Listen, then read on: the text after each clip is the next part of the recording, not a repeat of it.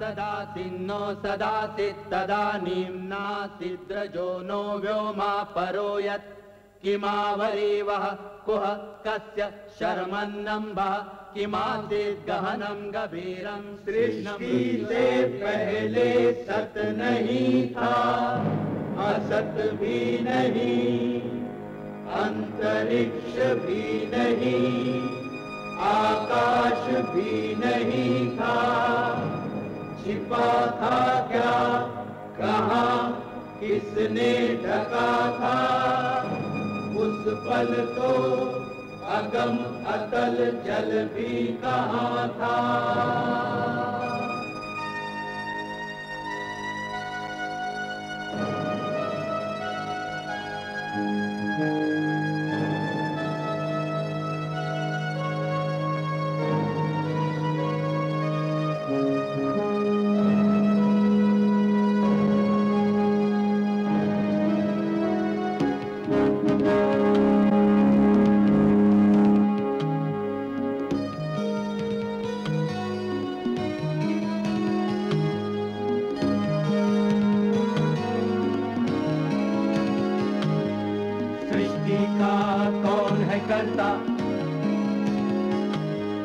करता है वा अकर्ता, ऊंचे आकाश में रहता, सदा अध्यक्ष बना रहता, वही सचमुच में जानता या नहीं भी जानता है, किसी को नहीं पता, नहीं पता, नहीं है पता, नहीं है पता।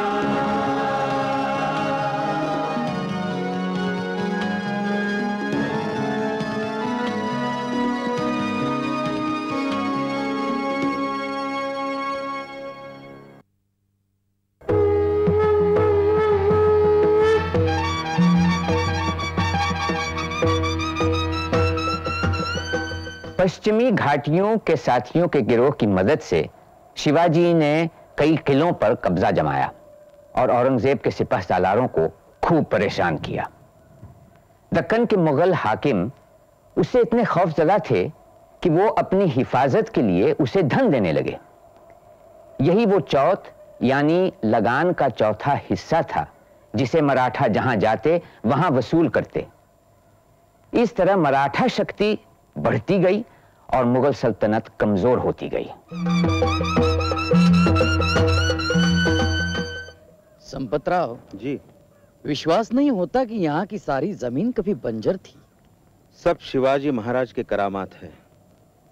उन्होंने शुरू में ही ठान लिया था कि यहाँ के कुनबी और किसानों की जिंदगी बदल दूंगा। इससे तो कुनबी खुश हुए, लेकिन महाराज ने अपनी बिरादरी वालों के साथ कई बार ठीक से सुलूक नहीं किया। जावली के चंद्रराव मोरे की बात कर रहे हो? बिरादरी वाले तो थे, मगर रैयत के दुश्मन जो ठहरे। तुम चंद्रराव मोरे की बात कर रहे हो। महाराज ने संभाजीराव मोहित तक को सबक सिखाया, जो महाराज के मामा लगते थे। लेकिन स्वराज के असली दुश्मन ठहरे आदिल शाही और मुगलिया सल्तनत। हाँ, मगर दोनों के खिलाफ महाराज एक साथ कैसे लड़ते?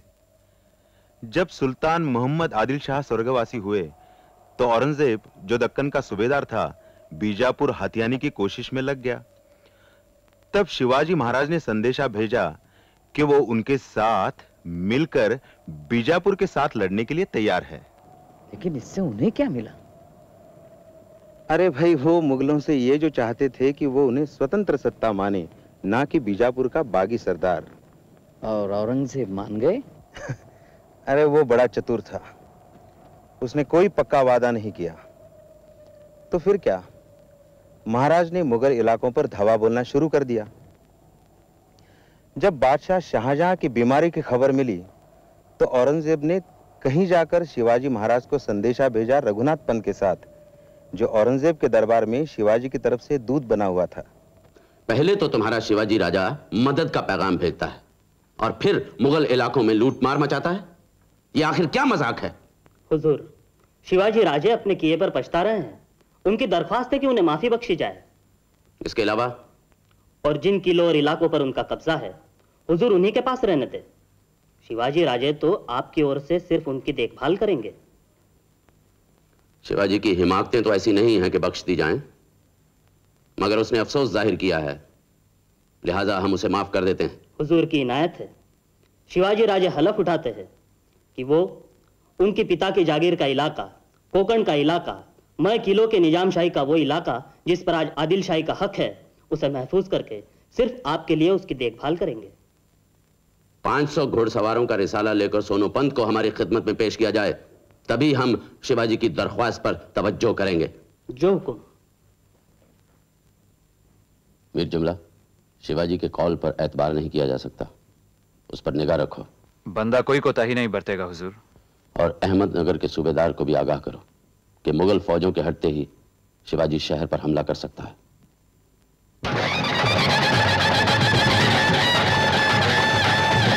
शिवाजी महाराज ने अहमदनगर के बजाय कल्याण पर धावा बोला, जहां बहुत सारा शाही खजाना जमा था। वहां से आगे बढ़े और कई और गढ़ों पर अधिकार जमाए, जिनमें सबसे कीमती था माहुली।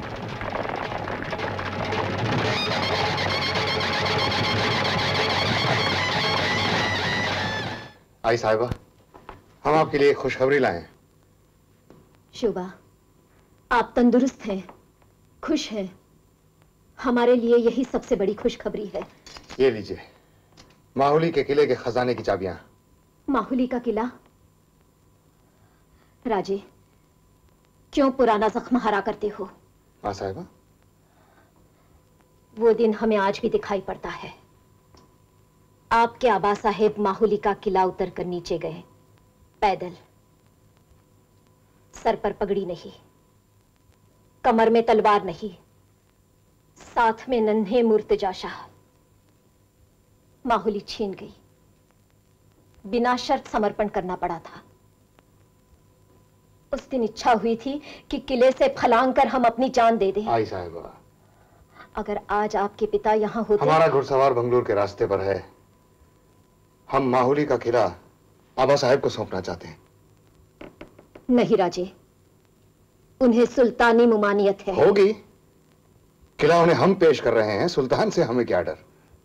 बेड़ियों से बंधा हुआ इंसान उनसे दुलार करने लगता है। क्यों नहीं तलवार उठाकर बंगलुरु से बाहर निकले? आई साहिबा, आपका अंदाजा बिल्कुल सही निकला। औरंगजेब शाही तख्त पर अपना हक जमाने के लिए दिल्ली की तरफ बढ़ रहा है। भाई भाई के बीच महाभारत होगा दिखता है। हम किसकी मदद करेंगे राजे? ये मुगलों का आपसी मामला है, वो निपटते रहें। हम तो मौके का पूरा पूरा लाभ उठाएंगे।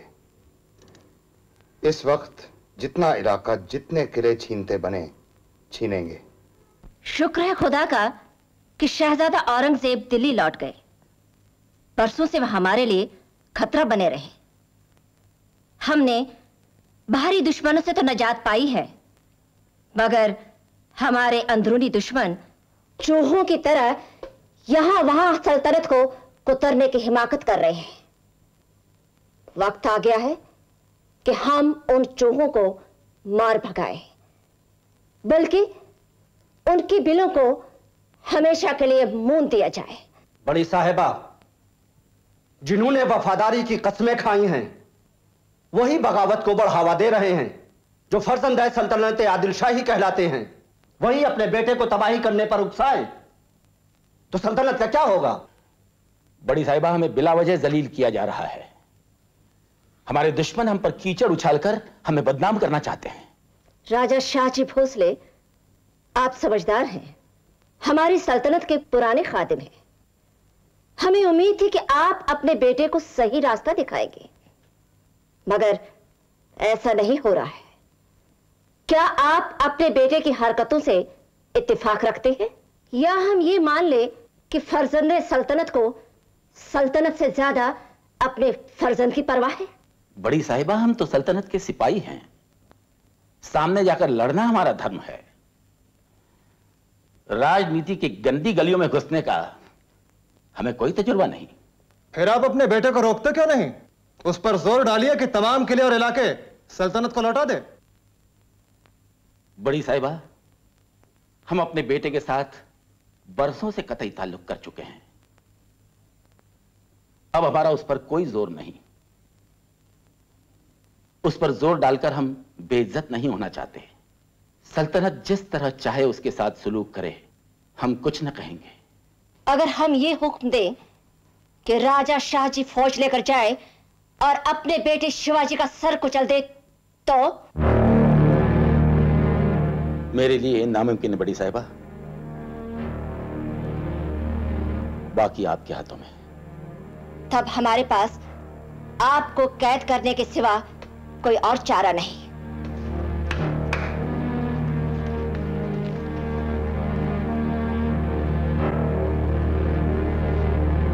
हम ये जानना चाहते हैं कि आप में से कौन है जो इस जिम्मेदारी को उठाने की पहल करेगा। एक मामूली वतनदार हमारी सल्तनत को चुनौती दे रहा है और हमारे बहादुर जमीन ताक रहे हैं। गुस्ताखी माफ बड़ी साहिबा, शिवाजी इस वक्त मामूली वतनदार नहीं है। उसके हाथ में इस वक्त 40 किले, कई सौ घुड़सवार और 50,000 पैदल सिपाहियों की फौज है। हमारी फौज से निकाली गई पठान टुकड़ियां भी अब उससे जा मिली हैं। उसका सारा इलाका पहाड़ियों जंगलों से घिरा है, जहां से वो छिपकर छापे मारता है। शिवाजी से सामने लड़ना मुमकिन नहीं। वो सामने आता ही कहां है। यानी आप सब लोग उससे इतने खौफजदा हैं कि मुकाबले के नाम से किकी बंद हो जाती है। फिर हमें ही उसका बंदोबस्त करना होगा। इस बंदे के रहते बड़ी साहिबा को जहमत उठाने की जरूरत नहीं। जीते रहो अफजल खां, हमें तुम पर नाज है। मैं हुजूर के सामने हलफ उठाता हूं कि शिवाजी मरहटे को मैं उसके टट्टू के उठा लाऊंगा और मुझे घोड़े से भी नहीं उतरना पड़ेगा। खुले मैदान में उतरकर मुकाबले के लिए तैयार ना हो तो तुम्हें उसे फरेब से घेरना होगा। डरा फुसलाकर उसे यह यकीन दिलाना होगा कि हम उसे माफ कर बहाल करने को तैयार हैं। जैसे भी हो उसे जिंदा या मुर्दा पकड़ कर लाओ। आप बेफिक्र रहें बड़ी साहिबा, उसे पकड़कर मैं आपके सामने लाऊंगा। जिंदा या मुर्दा ये अल्लाह तय करेगा। निकलने से पहले सारे देशमुखों और मराठा सरदारों को हुक्म भेजो कि वो शिवाजी के खिलाफ हमारी मदद करने को तैयार रहे, वरना हम उनकी जागीरें जब्त कर देंगे। सुल्तान अली आदिल शाह वालिय विजापुर का अजराह नवाजिश शाही फरमान कान्होजी जेधे के नाम।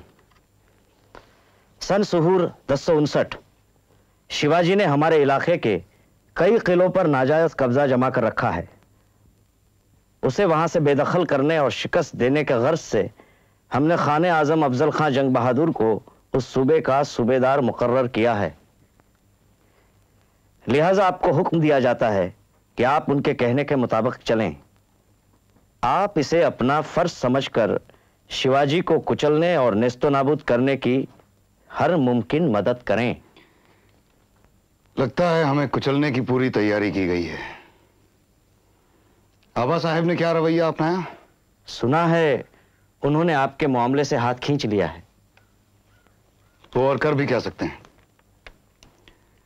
अफजल खां कितनी फौज लेकर आ रहा है? 12,000 घुड़सवार, 1200 के करीब ऊंट, 70 हाथी और कई छोटी बड़ी तोपें। आदमी तो हमारे पास ज्यादा हैं, लेकिन ना इतने घोड़े और ना इतनी तोपें।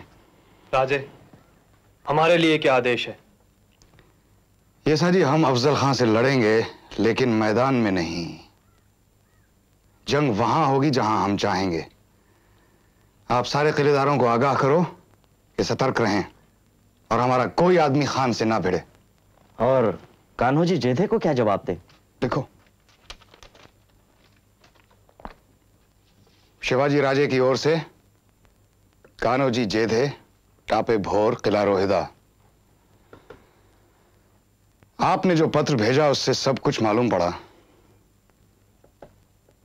आपने लिखा है कि खाने आजम अफजल खां ने आपको जावली बुलाया है, जहां की ओर वो खुद फौजें लेके चल पड़ा है। खाने आजम के साथ आपके कई बरसों के संबंध हैं, इसलिए आपको जाना होगा। लेकिन जाने से पहले आप जमानत मांगिए, क्योंकि वो दगा देने में माहिर हैं। इस काम के लिए अपने बेटे या किसी दूसरे को भेजिए, स्वयं हरगिज मत जाइए। आप समझदार हैं और कुछ कहने की जरूरत नहीं।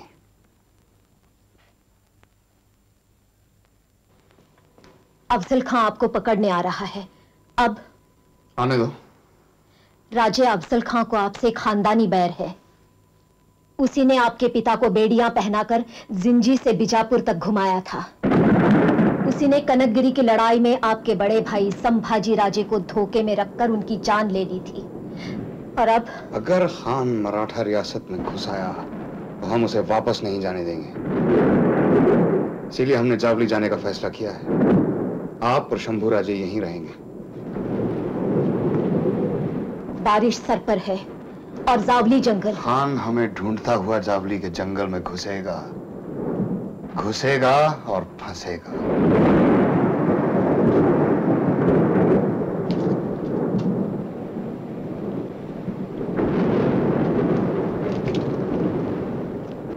राजे, कान्होजी जेधे आपसे भेंट करना चाहते हैं।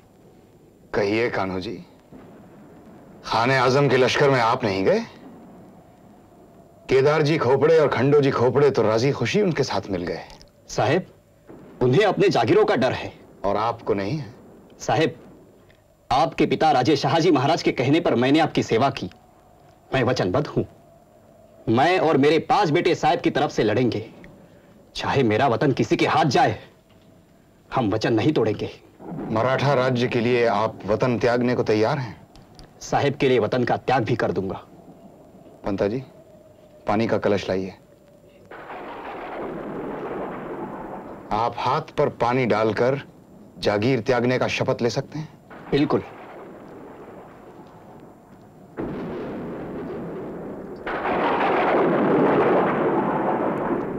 मैंने पानी डालकर शपथ लिया है कि वतन त्याग कर वचन देता हूं कि मरते दम तक राजे शिवाजी साहब का साथ मैं और मेरे 5 बेटे देंगे।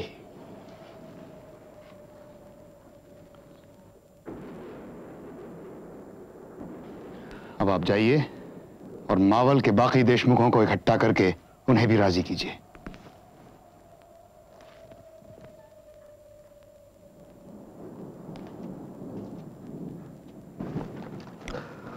हमें जिसका डर था वही बात हुई। जावली के जंगलों में लड़ना आसान काम नहीं है। हम इस इलाके के पहले भी सूबेदार रह चुके हैं। कान्होजी जेधे कहां मर गए? वो इस इलाके का चप्पा चप्पा जानता है। हुजूर, वो तो शिवाजी से मिल गया है, अपने 5 बेटों के साथ। खबर है उसने अपनी जागीर पर पानी बहा दिया है। इतना ही नहीं, बाकी देशमुख भी तोड़ रहा है। इस वक्त हमें प्यादों की नहीं, बादशाह की फिक्र है। उसके हारते वो खुद ब खुद पनाह मांगने आ जाएंगे। सिद्दी लाल, ये फलटन का जागीरदार शिवाजी का साला है ना? जी हुजूर। तो उस पर हमला बोलो और उसे गिरफ्तार कर लो। अब हमें टेढ़ी उंगली से घी निकालना पड़ेगा और उनके कुछ मंदिर भी तोड़ने होंगे। वहां का बड़ा खजाना हमारे काम आएगा। लेकिन हुजूर, पूना की तरफ कूच कब करेंगे?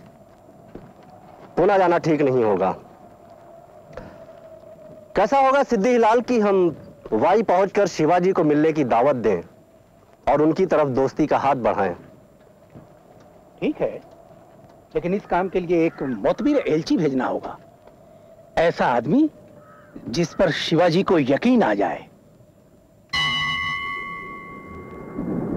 राजे, खाने आजम अफजल खां साहब के वकील कृष्णा जी शास्त्री। स्वागत है कृष्णा जी शास्त्री। हमारा सौभाग्य है कि आप जैसा वेद शास्त्री विद्वान इस मंदिर में विराज रहा है। आप तो जानते होंगे इसे रामदास स्वामी ने बनवाया था। कहिए, वहीं से यहां तक की यात्रा कैसी रही? रास्ता टेढ़ा है और खतरनाक भी। डरने की कोई बात नहीं, खतरा जंगली जानवरों का है। हमारी खुशकिस्मती है कि खाने आजम ने हमें याद फरमाया। खाने आजम आपको अपनी शुभकामनाएं भेजते हैं। शुभकामनाएं तो पंढरपुर और तुलजापुर से मिल चुकी हैं। खाने आजम अगर हमसे खफा हैं तो ये गुस्सा मंदिरों और गरीब रियाया पर क्यों उतारते हैं? इसे नादान अधिकारियों की गलती समझिए राजे। खाने आजम को भी इसका सख्त मलाल है। कहिए खाने आजम का हमारे लिए क्या हुक्म है? वो आपसे दोस्ती चाहते हैं और पूछना चाहते हैं कि आपका इरादा क्या है। ये तो खाने आजम के इरादों पर निर्भर है। हम चारों तरफ से घिरे हुए हैं।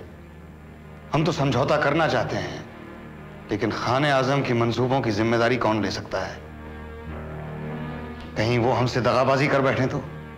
दगाबाजी की गुंजाइश ही नहीं राजे। आप तसल्ली रखें। शास्त्री, आप माता भवानी के दरबार में बैठे हैं। क्या आप माता के सामने सौगंध खाकर कह सकते हैं कि अफजल खां की नीयत में कोई खोट नहीं? बोलो शास्त्री, यकायक चुप क्यों हो गए? चाकर भले हूं तुर्कों का, मगर पैदा हुआ हूं ब्राह्मण परिवार में। भवानी माता के सामने झूठ नहीं बोल सकता। तो बताइए, हम अफजल खां से भेंट करें या नहीं? भेंट से तो आप बच नहीं सकते, मगर मैंने जो विजापुर में अफवाहें सुनी थी उनसे लगता है कि आपके साथ विश्वासघात होगा।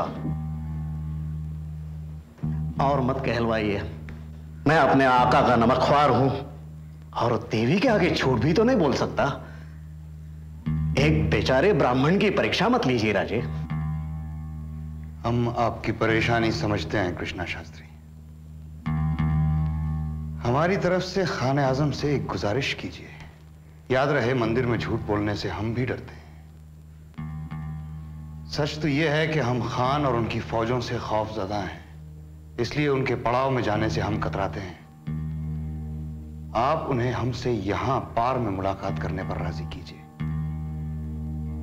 साथ में सिर्फ 4 आदमी लेकर आएंगे और हम भी ऐसा ही करेंगे।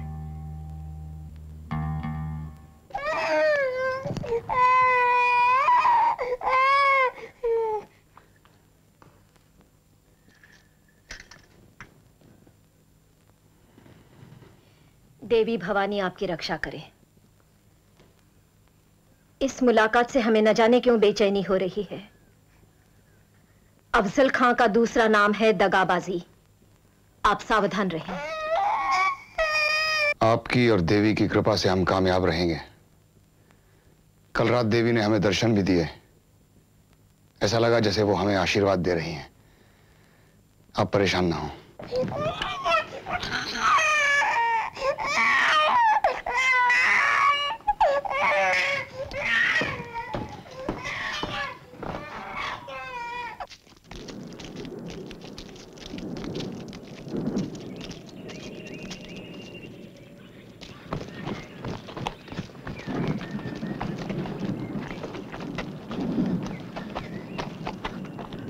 हुजूर, तयशुदा शर्तों के मुताबिक तो सिर्फ 2 ही खिदमतगार जा सकते हैं। इतने सारे सिपाहियों को देखकर राजे डर जाएंगे। अगर वो वापस लौट गए तो फिर मुलाकात कैसे हो पाएगी?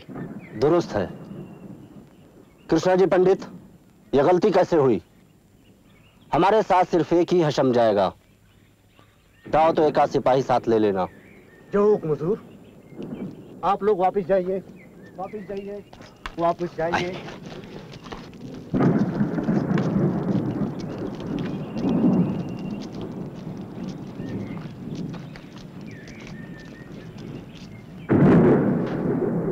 राजे खां चल पड़ा है।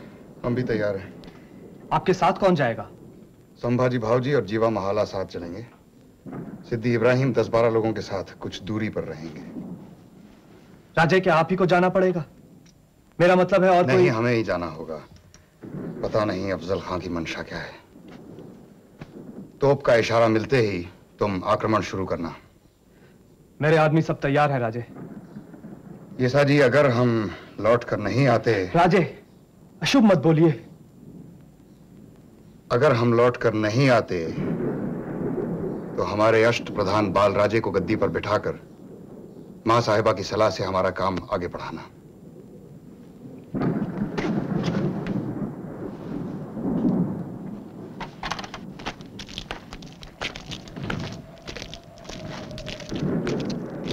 इब्राहिम जी।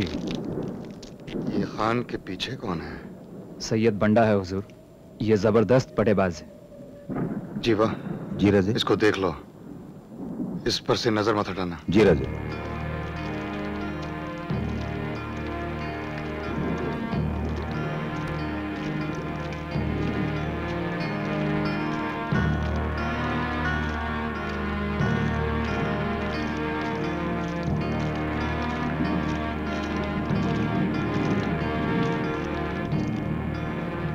खाने आजम अफजल खान, जंग बहादुर सिपह सालार, महाराज शिवाजी भोसले। तो तुम ही हो फर्जंदे सल्तनत आदिल शाही, शाह जी के बेटे शिवाजी। महीन हो मगर ज़हीन दिखते हो। जनाब की इनायत है। तब तो तुम हमारे पुराने दोस्त और साथी के फर्जंद हो। आओ बेटे, दूर क्यों खड़े हो, हमसे गले मिलो।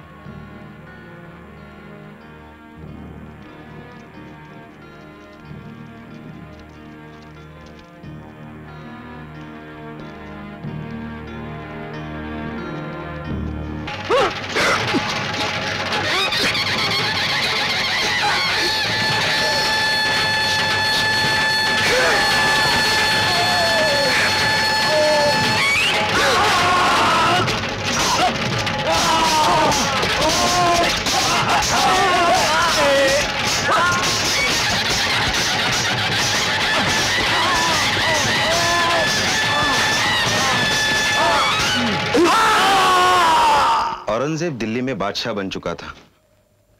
उसने ये समाचार पाया तो चुप रहा। वो चतुर था। फिर महाराज ने बंधावा भेजा तो उसने भी सिरों पर रवाना किया। लेकिन फिर भी महाराज ने मुगल इलाकों को नहीं छोड़ा। फिर औरंगजेब ने शाइस्ता खां को भेजा। हाँ, शाइस्ता खां 77,000 घुड़सवार और 30,000 पैदल सिपाही लेकर रास्ते में तबाही मचाता हुआ पुणे पहुंचा और लाल महल में, महाराज के रिहाइश वाले महल में डेरा डाला। महाराज ने कुछ प्रतिकार नहीं किया? कैसे करते। अफजल खां की मौत की खबर मिलते ही बड़ी बेगम ने विशाल सेना महाराज को पकड़ने के लिए भेजी और महाराज कोल्हापुर के पास पन्हालगढ़ में घिर गए। कुछ 4-5 महीनों के बाद रात के अंधेरे में जब मूसलाधार बारिश हो रही थी, महाराज वहां से भागकर राजगढ़ पहुंचे। मगर पुणे में शाइस्ते खां जो बैठे थे, वो फिर कभी। इसी बीच शहाजी महाराज अपने बेटे से मिलने स्वराज्य में पधारे।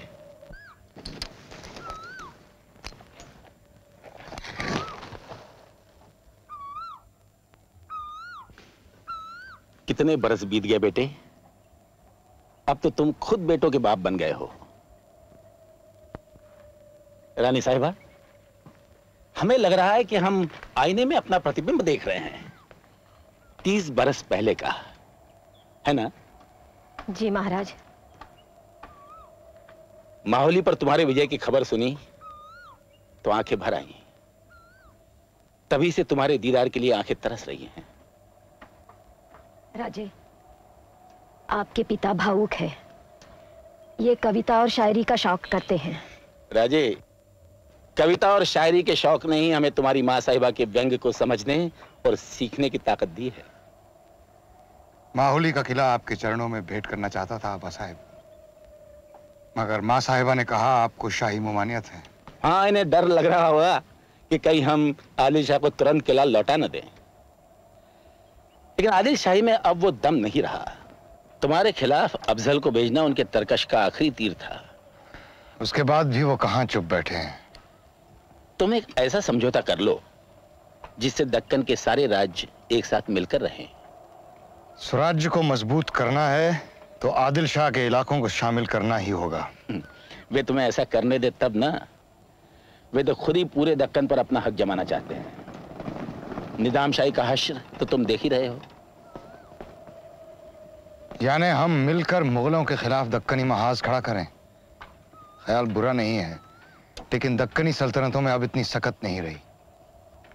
यही ख्याल आपको 10 साल पहले आया होता। हाँ, ये भी सच है। तो अब एक तरफ हमारा राज और एक तरफ मुगली साम्राज्य। ईश्वर ने चाहा तो यहां तुम और कर्नाटक में वेंकोजी राजे।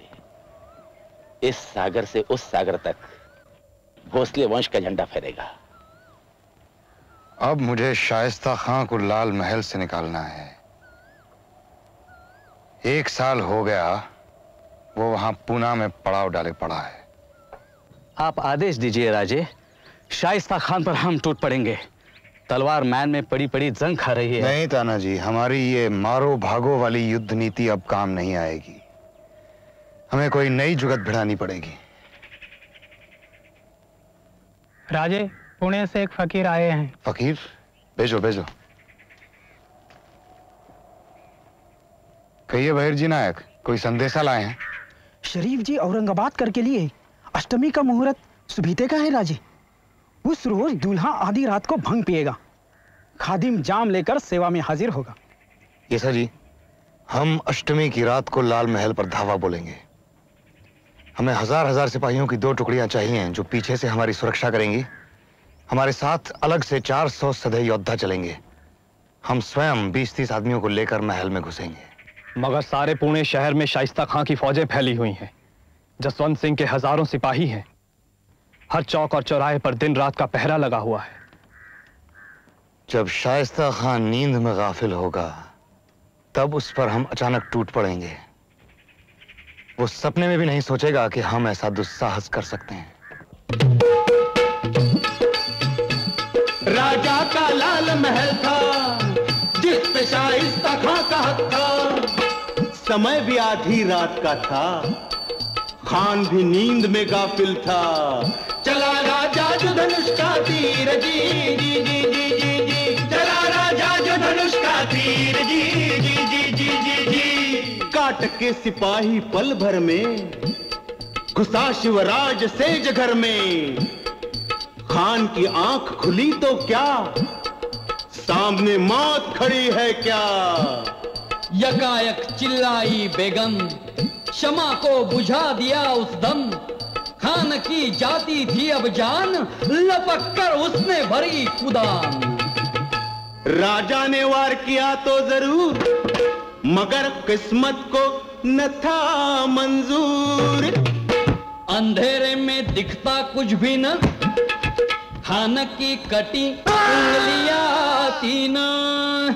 सेनापति दुम दबा के भागा, जी जी जी जी जी जी। सेनापति दुम दबा के भागा, जी जी जी जी जी जी। सेनापति दुम दबा के भागा, जी जी जी जी जी जी। सुना है आप पूना गए थे?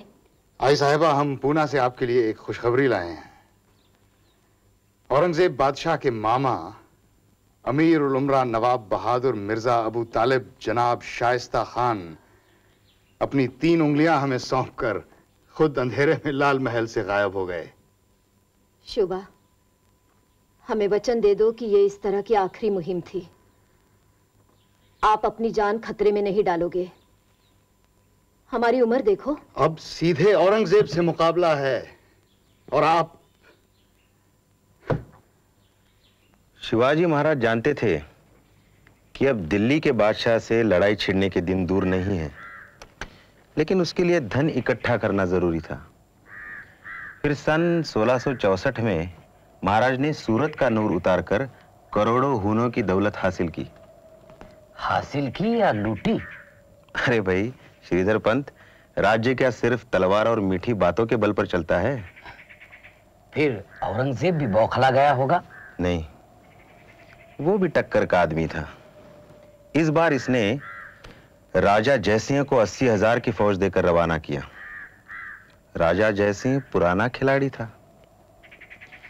उसने महाराज का सफाया करने के लिए शक्ति और युक्ति दोनों का प्रयोग किया। महाराज चारों तरफ से घिर गए और आखिर उन्हें हार माननी पड़ी। इससे उनके साथी नहीं बिगड़े? क्यों नहीं बिगड़े? महाराज जब पन्हालगढ़ की लड़ाई में मुगलों के साथ शामिल हुए तो उनके सेनापति नेताजी पालकर जानबूझ के देर से पहुंचे और महाराज पराजित हुए। जब नेताजी को निकाल दिया गया तो वो झट से आदिल शाहियों से जा मिले। यहां राजा जयसिंह को चिंता हुई कि कहीं ऐसा ना हो कि महाराज भी आदिल शाहियों से मिल जाए। इसलिए उन्होंने फैसला किया कि महाराज दिल्ली जाकर बादशाह से स्वयं मिले। राजा साहब, अगर आगरा में हमारे साथ दगाबाजी हुई तो? राजा शिवाजी, आपके साथ दगाबाजी करने का साहस कौन कर सकता है? लोगों में तो आम है कि आप में एक दैवी शक्ति है जो हर बार आपको संकट से बचा ले जाती है। हाँ, देखना है इस बार संकट का निवारण कैसे होता है। ये संकट नहीं, स्वर्ण अवसर है। आप हमारी बात मानिए और आगरा जाइए। और फिर आप अपनी तरफ से तो नहीं जा रहे, बादशाह ने आपको बुलावा भेजा है। हो सकता है वो आपको दक्कन का सूबेदार मुकर्रर करें, वही दक्कन जो आज तक मुगल सेनापतियों के लिए दफनगाह साबित होता रहा है। क्या पता शायद आपके हाथों वहां हुन बरसें। मुगलों की चाकरी में बड़े खतरे हैं राजा साहब। दक्कन का राजा ही हमें स्वीकार कर ले तो बहुत है, लेकिन हमें उसकी नियत पे शक है। राजा शिवाजी, आप बेखटके आगरा जाइए, आपका बाल तक बांका नहीं हो सकता। हमारे बेटे युवराज राम सिंह आपकी देखभाल करेंगे। हम आपको वचन देते हैं, अगर बादशाह आपको धोखा देता है तो हम भवानी माता के चरणों में अपना मस्तक चढ़ा देंगे। सूबाए दक्कन से सरदार शिवाजी।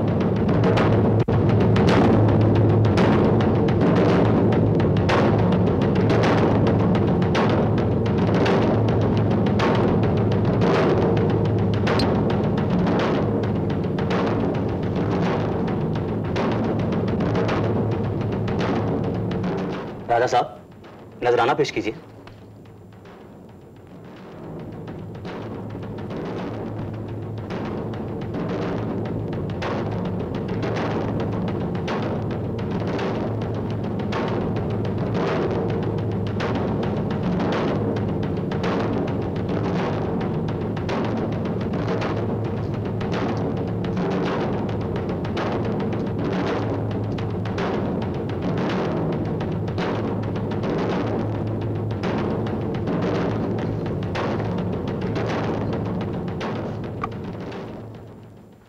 हमें कहाँ खड़ा किया गया है? 5000 मनसबदारों में। 5000 की मनसबदारी तो इस बच्चे संभाजी को दी गई है। ये हमारे सामने कौन खड़ा है? राजा जसवंत सिंह। ये भगोड़ा जो हमारी फौज को अपनी पीठ दिखा चुका है। हम ये बर्दाश्त नहीं कर सकते। हम जा रहे हैं। राजा साहब, राजा साहब, राजा साहब, राजा साहब, ये क्या कर रहे हैं आप? राम सिंह, तुम अपने बादशाह से जाके पूछो कि वो क्यों हमें जलील कर रहा है। हम जब से आए हैं हमारा अपमान किया जा रहा है। हमारे स्वागत को कौन भेजा जाता है? एक मुंशी। हमें पंच हजारी में खड़ा किया जाता है जसवंत सिंह के पीछे। हमें सिर्फ सरदार कहा जाता है। कहां के सरदार? हम स्वतंत्र सार्वभौम राजा हैं, किसी के झंडा बरदार नहीं। राजा साहब, इसका नतीजा अच्छा नहीं होगा। क्या कर लेगा तुम्हारा बादशाह? हमारा सर उड़ा देगा, यही ना? हमें इसकी परवाह नहीं। राजा साहब, हमारा अनुरोध है, आप चाहिए तो। चाकरी करने नहीं आए हैं, हम नहीं जाएंगे।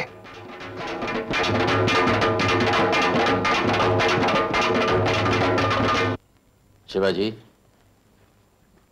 आप खफा होकर भरे दरबार से उठकर चल दिए। क्या हम इसकी वजह पूछ सकते हैं? दक्कन के राजा को पंच हजारियों के बीच खड़ा करना क्या आपको शोभा देता है? जाहिर है इतना छोटा ओहदा आप कबूल करने को तैयार नहीं। यह हमारे कारकुनों की गलती है। हम आपके साथ दोस्ताना ताल्लुकात चाहते हैं। आप हमारे छोटे भाई जैसे हैं। आपके भाइयों के साथ क्या सलूक किया गया है यह हमें अच्छी तरह मालूम है। शिवाजी, हम आपकी साफ गोई की दाद देते हैं। हम मराठों के साथ दुश्मनी नहीं बढ़ाना चाहते। आप जो सुलहनामा चाहते हैं कहें, हमें मंजूर है। हम आपकी तख्त नशीनी को भी मंजूरी बख्शने के लिए तैयार हैं। यानी हम आपकी इजाजत के साथ राज्याभिषेक करा सकते हैं। आप बहुत जल्द खफा हो जाते हैं। इस मुल्क में चला आता 200 साल पुराना दस्तूर यही रहा है। मुगल साम्राज्य खुद 200 साल पुराना नहीं है हुजूर। और बाकी राजा दिल्ली की मेहरबानी के मोहताज रहे, ये परंपरा तो 100 साल पुरानी भी नहीं है। मगर इन 100 सालों में किसी ने आजाद राज कायम करने का ख्वाब नहीं देखा है। अनेक वर्षों के बाद दक्कन के एक हिस्से में हमने अपना राज्य बसाया, जहां इससे पहले बद इंतजामी के अलावा और किसी का राज नहीं था। क्या वहां की बद इंतजामी के जिम्मेदार हम हैं? वो इलाका आपका था कब? आपकी जिम्मेदारी तो बस इतनी है कि आपने अपने बुजुर्गों की बनाई हुई लीक को छोड़ दिया। हमारे बुजुर्गों ने क्या कर दिखाया है, इसे हमें आपसे सुनने की जरूरत नहीं है। आपने जो नीतियां अपनाई हैं उससे देश का कल्याण कभी नहीं हो सकता। शिवाजी, तुम्हारी इतनी हिम्मत कि तुम हमारे सामने हमारी तबाही की बात करो। अगर हमने राजा जयसिंह से वादा ना किया होता तो इस हिमाकत की कीमत तुम्हें अपना सर देकर चुकानी पड़ती। हम तुम्हें रुखसत देते हैं। राजा साहब, अगर तुम दिल्ली के तख्त के साए में नहीं रहना चाहते तो मत रहो। हम भी तुम्हारी शक्ल नहीं देखना चाहते। राम सिंह, इसे सलाबत खां की हवेली में रखा जाए, कड़े पहरे के साथ। जनाब ना, हमारे वालिद साहब।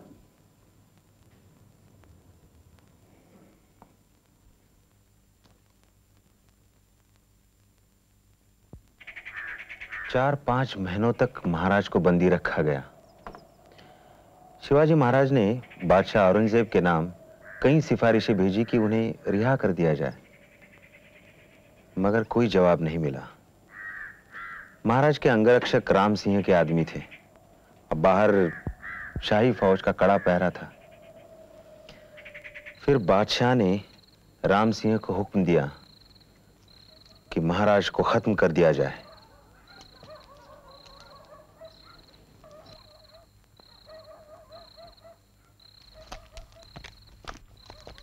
दरवाजा खोलो, खोलो दरवाजा।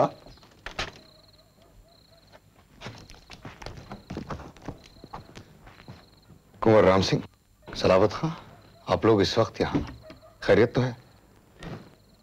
राजा साहब, बादशाह ने हुक्म दिया है कि मैं अपने सिपाहियों का पहरा यहां से हटा दूं। और यह भी सुना है कि आपको किसी और जगह ले जाया जाएगा। क्या बादशाह हमारा काम तमाम कर देना चाहता है? हम बहुत असमंजस में पड़ गए हैं राजा साहब। एक तरफ बादशाह का हुक्म, दूसरी तरफ पिता को दिया वचन।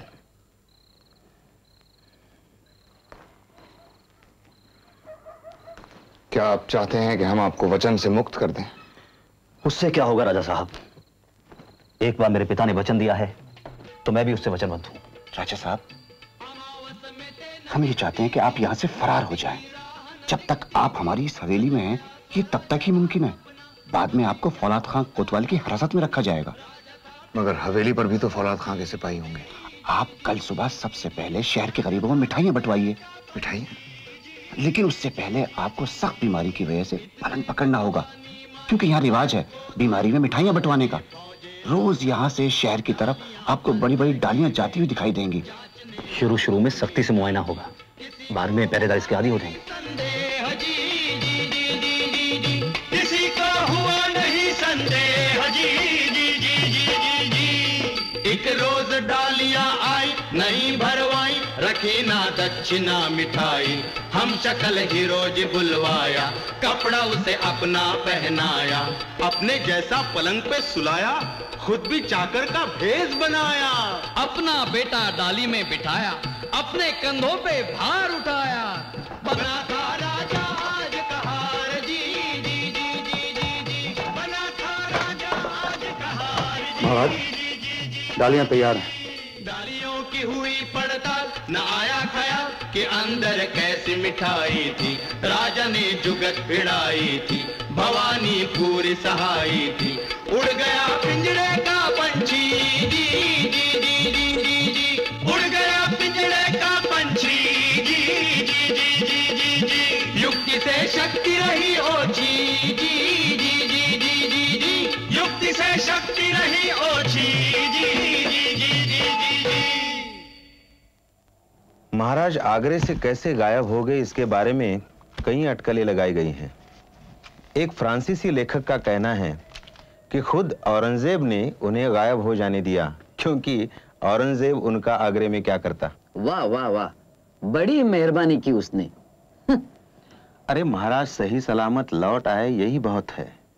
उसके बाद उन्होंने एक एक करके अपने सारे किलों पर अधिकार जमाया, राज्य की इंतजाम की ओर ध्यान दिया। अब समय आ गया था कि महाराज मूर्धाभिषेक छत्रपति बने, लेकिन वो भी कोई आसान काम था। अरे हाँ, कुछ पंडितों का कहना था कि वे संस्कार विहीन थे। अरे बड़े बड़े शास्त्रार्थ हुए। फिर काशी के पंडित विश्वेश्वर शास्त्री गागा भट्ट ने शास्त्रों के प्रमाण पेश किए। तब कहीं जाकर किले रायगढ़ में जून 1674 में महाराज का राज्याभिषेक पंडित गागा भट्ट के हाथों संपन्न हुआ। श्रीधर पंत, ये दृश्य आज भी हमें दिखाई दे रहा है। स्वस्ति न इंद्रो वृद्धश्रवाः स्वस्ति नः पूषा विश्ववेदाः स्वस्ति नस्तारक्षो अरिष्टनेमि स्वस्ति नो बृहस्पतिर्ददातु।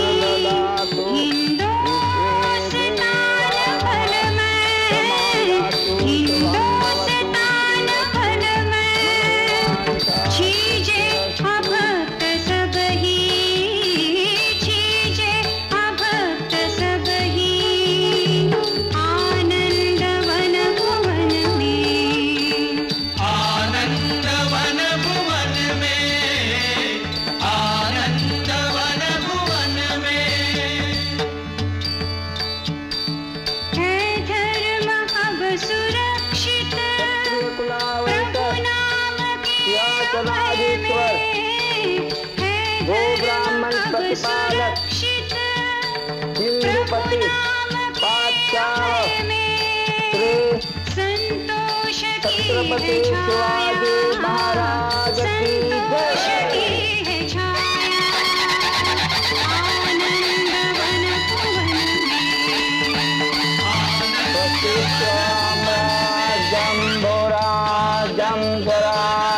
वैराजम परमेष्ठम राज्यम महाराज माधिपत्यमय समंत पर्यात।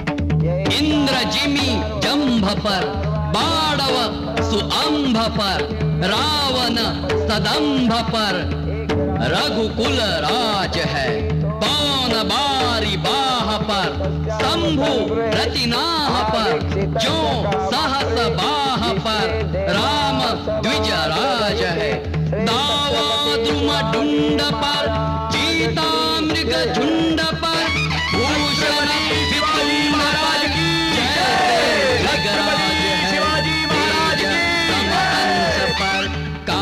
जिमी कंस पर त्योमलेच्छ बंस पर शेर शिवराज है त्योमलेच्छ बंस पर शेर शिवराज है शेर शिवराज है शेर शिवराज है। छत्रपति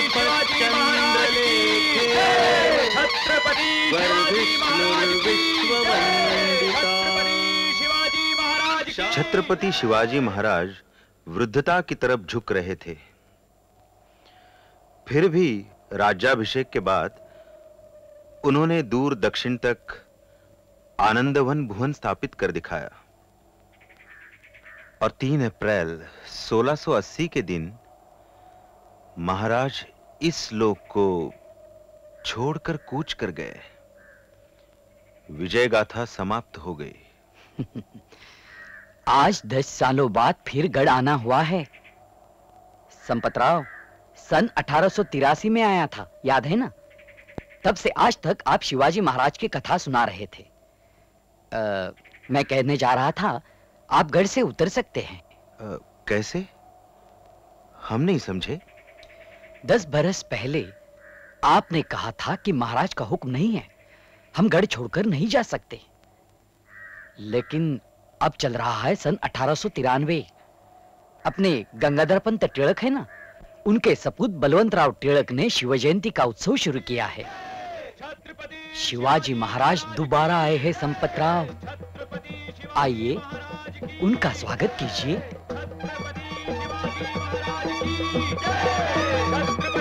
शिवाजी महाराज की छत्रपति शिवाजी महाराज की छत्रपति शिवाजी महाराज की छत्रपति शिवाजी महाराज की।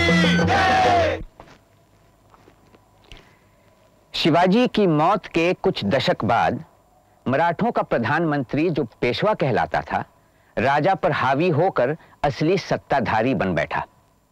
दिल्ली का बादशाह मोहम्मद शाह रंगीला इतना कमजोर हो गया था कि उसने सारे दक्कन में चौथ वसूल करने का मराठों का अधिकार मंजूर कर लिया। इतना ही नहीं, पेशवा बाजीराव ने मालवा, गुजरात और मध्य भारत पर भी कब्जा जमा लिया। 1737 में उसकी फौजें सीधे दिल्ली के दरवाजों पर जा पहुंची ऐसा लगता था कि पूरे हिंदुस्तान पर मराठा छा जाएंगे। उत्तर भारत पूरी तरह पस्त और बर्बाद हो गया। फिर नादिर शाह के जानशीं अहमद शाह अब्दाली ने 1761 में पानीपत के पुराने जंगी मैदान में मराठों की एक बड़ी फौज को बुरी तरह हराया। पानीपत की हार ने मराठों को ऐन उसी वक्त कमजोर किया जब ईस्ट इंडिया कंपनी हिंदुस्तान में एक बड़ी ताकत बनना चाह रही थी। हिरण्यगर्भात् समवर्तताग्रे भूतस्य जातः पतिरेक आसीत् सदाधार पृथिवीं द्यामुते मां कस्मै देवाय हविषा विधेम। वह था हिरण्यगर्भ सृष्टि से पहले विद्यमान, वही तो सारे भूत जात का स्वामी महान, जो है अस्तित्वमान धरती आसमान धारण कर। ऐसे किस देवता की उपासना करें हम हवि देकर, जिसके बल पर तेजोमय है अंबर, पृथ्वी हरी भरी स्थापित स्थिर, स्वर्ग और सूरज भी स्थिर। ऐसे किस देवता की उपासना करें हम हवि देकर। गर्भ में अपने अग्नि धारण कर पैदा कर, व्यापा था जल इधर उधर नीचे ऊपर, जगा जो देवों का एकमेव प्राण बनकर। ऐसे किस देवता की उपासना करें हम हवि देकर।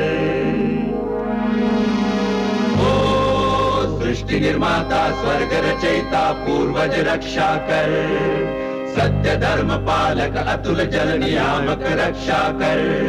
फैली है दिशाएं बाहु जैसी उसकी सब में सब पर, ऐसे ही देवता की उपासना करें हम हवि देकर। ऐसे ही देवता की उपासना करें हम हवि देकर।